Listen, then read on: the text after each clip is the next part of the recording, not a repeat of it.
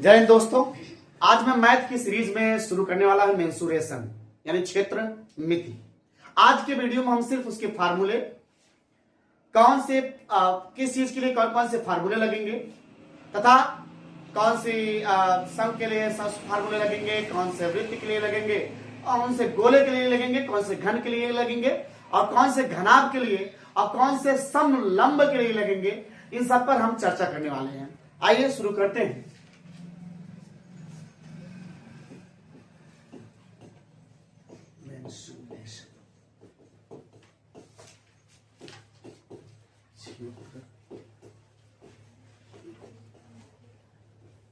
क्षेत्र मिति मेंसुरेशन। अब यहां पर सबसे पहले हम आपको बताने वाले हैं, अगर हम समलंब की बात करें, समलंब बनता कैसे है, इस पर अगर हम चर्चा करते हैं तो ध्यान समझिए समलंब बनता कैसे है। ठीक है, अगर हम समलंब की बात करें कैसे बनता है तो आप एक त्रिभुज लीजिए। क्या लीजिए? त्रिभुज लीजिए और उस त्रिभुज को जो है सिर को काट दीजिए। ये आपका ट्रायंगल है और इस ट्रायंगल के सिर को, जैसे ट्रायंगल है ए बी सी, इस त्रिभुज के ट्रायंगल के शीर्ष को, यानी इस ट्रायंगल या त्रिभुज के शीर्ष को आप काट दीजिए। जो आपका शेष बच रहा है यानी बी सी डी ई, ये आपका कहलाएगा समलंब। क्या कहलाएगा? समलंब। तो अगर हम समलंब के क्षेत्रफल की बात करें, किसकी बात करें? समलंब के क्षेत्रफल की बात करें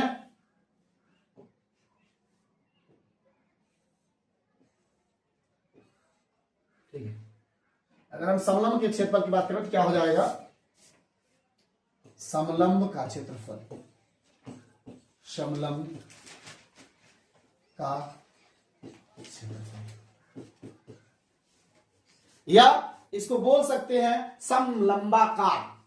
चाहे इसको बोले समलंब का क्षेत्रफल या बोले समलंबाकार।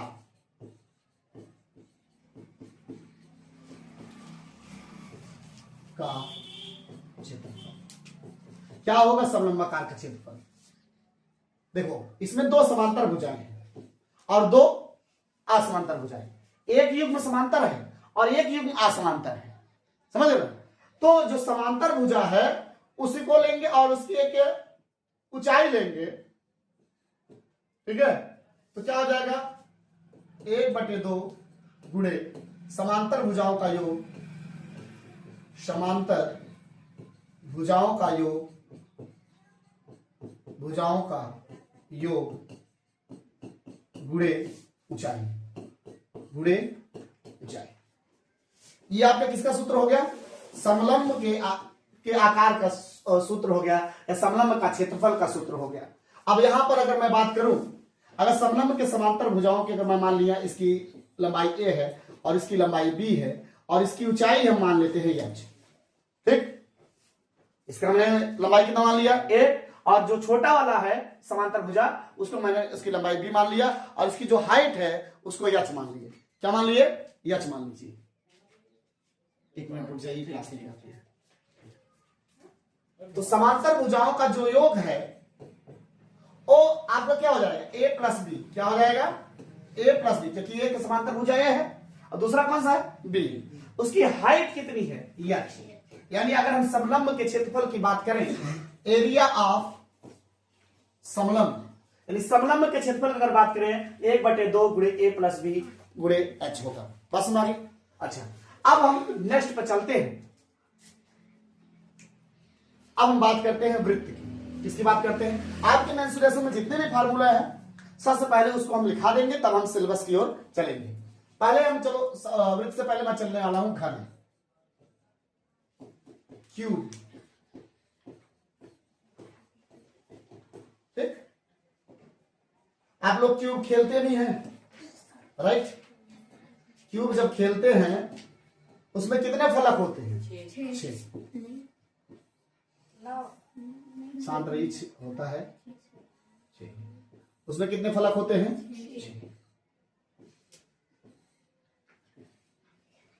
6 फलक होते हैं। कितने फलक होते हैं? 6 फलक होते हैं। और क्यूब के 6 फलक जो होते हैं बराबर होते हैं, यानी घन की 6 भुजाएं 6 फलक जो होते हैं बराबर होते हैं। इसलिए घन के अगर हम परिमाप की बात करें या घन का क्षेत्रफल, ठीक है, तो घन का क्षेत्रफल तो 6 गुणे भुजा स्क्वायर हो जाएगा। क्या हो जाएगा? 6 गुणे भुजा स्क्वायर, यानी 6, अगर मैं हर भुजा को मान लिया समान है तो ए होगा। क्या होगा? ए होगा 6a स्क्वायर। लेकिन अगर हम घन के परिमाप की बात करें, घन का परिमाप की बात करें, परिमाप का मतलब क्या होता है? सभी भुजाओं का माप। परिमाप का मतलब क्या होता है? सभी भुजाओं का माप। तो सभी भुजा कितने हैं? 6 भुजा हैं। 6 गुणे भुजा यानी क्या हो जाएगा? 6a। क्या हो जाएगा? 6a। बात समझ में आ गई सबको? क्लियर हुई बात? आप उतार लीजिए इसको भी और जस्ट अगले वाले को भी उतार लीजिए। चलिए देखिए नेक्स्ट, यहां पर आपने घन का परिमाप जाना था, घन का क्षेत्रफल जाना था। अगर हम घन के आयतन की बात करें, किसकी बात करें? घन का आयतन। घन का जो आयतन होता है वो होता है भुजा घाते 3 या फलक घाते 3। मैं बार बार इंगित कर रहा हूं, घन में सभी भुजाएं क्या होती हैं? बराबर होती हैं। सभी भुजाएं क्या होती हैं? बराबर होती है। तो घन का आयतन हो जाएगा भुजा घाते 3 यानी a घाते 3। अब नेक्स्ट हम चलेंगे घनाभ की तरफ। इसकी तरफ चलेंगे, घनाभ की तरफ चलेंगे। घन और घनाभ में मूल अंतर क्या होता जानते हैं? घनाभ का अगर हम आयतन की बात करें, घनाभ के आयतन की अगर हम बात करें तो घनाभ में 6 फलक बराबर नहीं होते हैं। आपके अगर कमरे देख लो तो दरवाजा बंद कर दिया तो ये घनाभ बनेगा। क्या बनेगा? घनाभ बनेगा। माचिस की जो डिब्बी है वो घनाभ है, घन नहीं है। घन के तो 6 फलक बराबर होते हैं, 6 भुजाएं बराबर होती हैं। लेकिन घनाभ में 6 भुजाएं बराबर नहीं होते। भुजा तो होते हैं 6 ही, लेकिन 6 बराबर नहीं होते हैं। तो उसका जो आयतन होता है वो होता है लंबाई गुणे चौड़ाई गुणे ऊंचाई। लंबाई गुणे चौड़ाई गुणे ऊंचाई। जहां यल क्या है? जहां यल है लेंथ यानी लंबाई, बी क्या है? ब्रेथ यानी चौड़ाई, और यच जो है वो है ऊंचाई। बस ना, यल क्या है? लंबाई, बी मतलब ब्रेथ चौड़ाई, और हाइट मतलब क्या हो गया? ऊंचाई हो गया। अगर हम घनाभ के संपूर्ण पृष्ठ,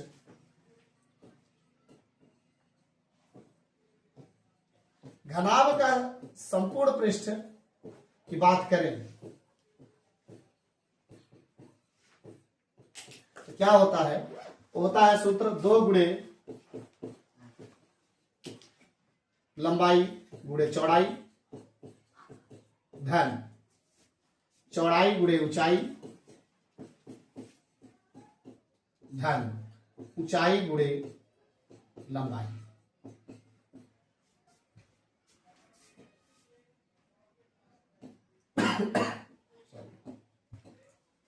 तो लंबाई को हम लोग व्यक्त किए हैं एल से, एल बी, चौड़ाई हो जाएगा बी एच, ऊंचाई प्लस एच। तो जो घन का जो संपूर्ण पृष्ठ होता है वो होता है 2 गुणे एल बी धन बी एच धन एच एल। अगर हम इसको संपूर्ण पृष्ठ बोलिए या वक्र पृष्ठ बोलिए। अगर हम पार्श्व पृष्ठीय क्षेत्रफल की बात करते हैं, अगर हम घनाभ के पार्श्व पृष्ठीय क्षेत्रफल की बात करेंगे, जब ये छत नहीं होगी और फर्श नहीं होगी, जब चारे वो बचेंगे, तब उसको बोलते हैं पार्श्व पृष्ठीय क्षेत्रफल। क्या बोलते हैं? पार्श्व पृष्ठीय क्षेत्रफल। अगर हम घनाभ के पार्श्व पृष्ठीय क्षेत्रफल की बात करते हैं, घनाभ का पार्श्व पृष्ठीय क्षेत्रफल, पार्श्व पृष्ठीय क्षेत्रफल तो क्या हो जाएगा आपका? 2 गुणे लंबाई धन चौड़ाई गुणे 2 गुणे लंबाई धन चौड़ाई गुणे ऊंचाई। कब? जब छज्जा न रहे, फर्श न रहे, उसे बोलेंगे पार्श्व पृष्ठीय। क्या बोलेंगे? पार्श्व पृष्ठीय क्षेत्रफल। तब आपका सूत्र हो गया 2 गुणे एल धन बी इंटू एच। बहुत बड़ी समझना है? ठीक है, उतार लीजिए। अब हम लोग चलते हैं वृत्त की तरफ, सर्किल की तरफ। अगर ये आपका सर्किल है, और सर्किल हमने कहा था हमेशा क्या है, 2D होता है। वृत्त के समतल में स्थित एक ऐसा बिंदु जहां से उसकी प्रत्येक परिधि के वृत्त के प्रत्येक बिंदुओं से समान दूरी पर स्थित हो, यानी वृत्त की परिधियां जो है समान दूरी पर स्थित, यानी यहां से भी r दूरी है, यहां से भी क्या है r दूरी रहे, यहां से भी क्या है r दूरी रहे, उसको बोलते हैं केंद्र। क्या बोलते हैं? वृत्त के समतल में स्थित एक ऐसा बिंदु जहां से परिधि पर स्थित प्रत्येक बिंदु समान दूरी पर हो, परिधि के प्रत्येक बिंदु समान दूरी पर हो, वो कहलाता है केंद्र। क्या कहलाता है? केंद्र कहलाता है। याद होगा, वृत्त के समतल में स्थित एक ऐसा बिंदु जहां से वृत्त की परिधि के प्रत्येक बिंदु समान दूरी पर हो। अगर मैं मान लिया ये ए है, ये बी है, ये सी है, तो जो होना चाहिए वो ओ ए बराबर ओ बी बराबर ओ सी कितना होना चाहिए। लेकिन यहां पर जो त्रिज्या भी बोला जाता है, केंद्र से परिधि को मिलाने वाली जो रेखा होती है, केंद्र से परिधि को मिलाने वाला जो रेखाखंड होता है वो कहलाता है त्रिज्या, रेडियस, जिसे हम व्यक्त करते हैं स्मॉल आर से। वृत्त के केंद्र से होना, अब पहली बात, दूसरी चीज तो रेडियस जान लिया आपने, त्रिज्या जान लिया, ठीक है, रेडियस इसको हम लोग बोलते हैं त्रिज्या, ठीक है। दूसरा चीज जाना है डायामीटर, जिसको बोलेंगे व्यास, ठीक है। उसके पहले आप व्यास जानने से पहले आपको जानना होगा जीवा। क्या जानना होगा? जीवा। मैं यहां से पढ़ा दे रहा हूं, जीवा। वृत्त के किन्हीं भी दो बिंदुओं को मिलाने वाली रेखा, वृत्त के किन्हीं भी दो बिंदुओं को मिलाने वाली रेखा वृत्त की जीवा कहलाती है। मतलब यहां से या किसी भी बिंदु को आप मिला दीजिए, वो क्या कहलाएगी? जीवा कहलाएगी। क्या कहलाएगी? जीवा कहलाएगी। वृत्त के किन्हीं भी दो बिंदुओं को मिलाने वाली रेखा वृत्त की जीवा कहलाएगी। और वृत्त की सबसे बड़ी जो जीवा है वो व्यास होती है। वृत्त की सबसे बड़ी जीवा, वृत्त की सबसे बड़ी जीवा व्यास होती है।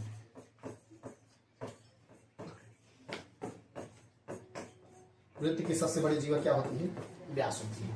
अब व्यास की हम परिभाषा बताते हैं।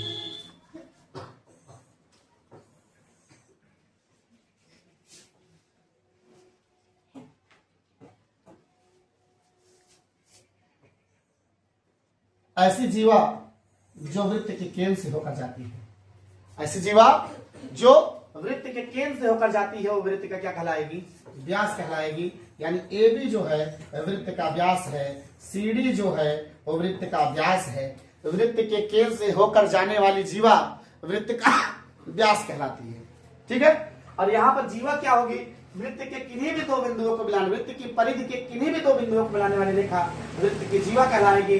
और वृत्त के केंद्र से होकर जाने वाली जीवा वृत्त का व्यास कहलाएगी, वृत्त का व्यास कहलाएगी। अब अगला पॉइंट अगर हम जाने तो वृत्त की परिधि की बात करें,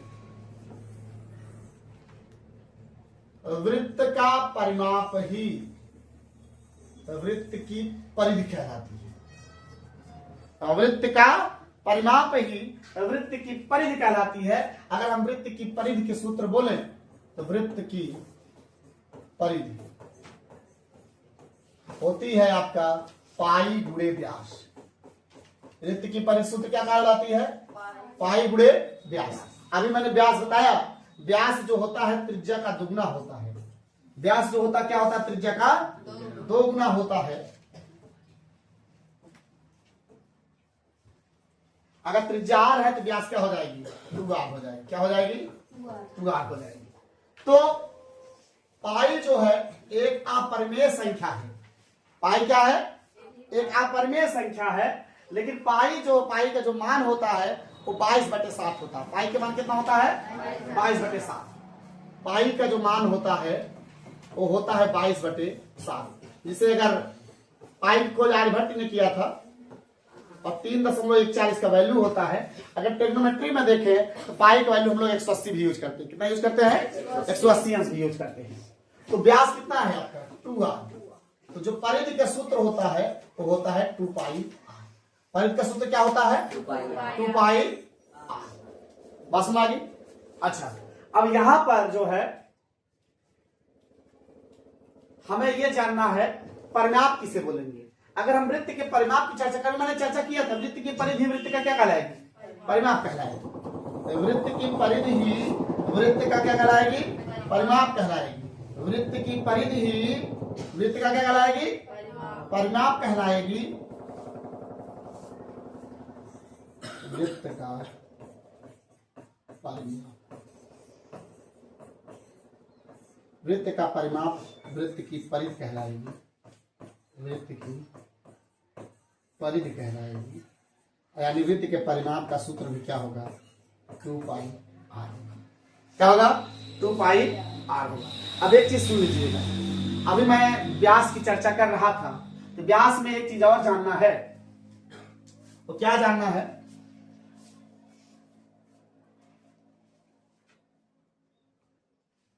यहां पर थोड़ा सम जगह ले लेंगे और वहां बता दे रहे हैं।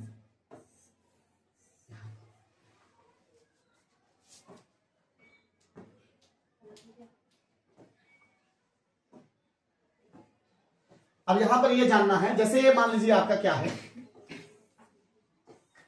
वृत्त है और यह है केंद्र। वृत्त का व्यास वृत्त को 2 बराबर भागों में विभाजित करता है। वृत्त का जो व्यास है वृत्त को 2 बराबर भागों में विभाजित करता है। प्रत्येक वृत्त को, प्रत्येक वृत्त का वृत्त क्या कहेंगे? प्रत्येक वृत्त जो प्रत्येक खंड है उसको बोलेंगे अर्धवृत्त। क्या बोलेंगे? अर्धवृत्त बोलेंगे। यानी ये भी अर्धवृत्त है, ये भी अर्धवृत्त है। ठीक है, चलिए लाइट कट गई है, धन्यवाद।